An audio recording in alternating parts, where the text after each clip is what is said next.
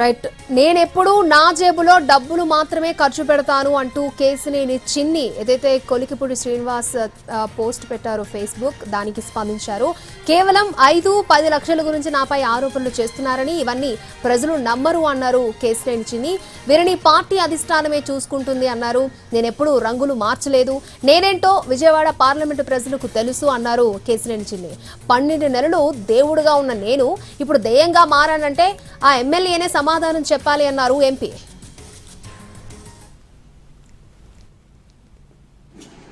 నేను పొద్దున్నే దేవుని అవినాష్ దగ్గర, మధ్యాహ్నం పేరు నాని దగ్గర, సాయంత్రం కేసినేని నాని దగ్గర, రాత్రికి స్వామిదాస్ దాకా ఉండే క్యారెక్టర్ కాదు. నేను విజయవాడ ఉత్సవం చేశాను అంటే నేను ఎంత భారీ నష్టంతో విజయవాడ ఉత్సవం చేశానో మీ అందరికీ తెలుసు.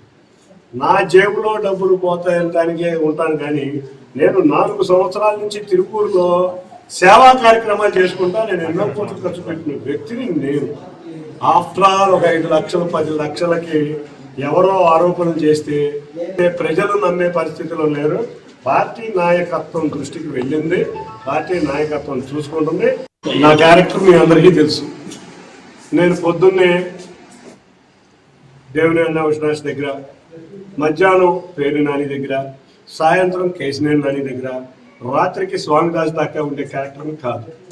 నేను విజయవాడ ఉత్సవం చేశాను అంటే నేను ఎంత భారీ నష్టంతో విజయవాడ ఉత్సవం చేశానో మీ అందరికీ తెలుసు. నా జేబులో డబ్బులు పోతాయని దానికే ఉంటాను, కానీ నేను 4 సంవత్సరాల నుంచి తిరుపూరులో సేవా కార్యక్రమాలు చేసుకుంటా నేను ఎన్నో కోట్లు ఖర్చు పెట్టిన వ్యక్తిని నేను.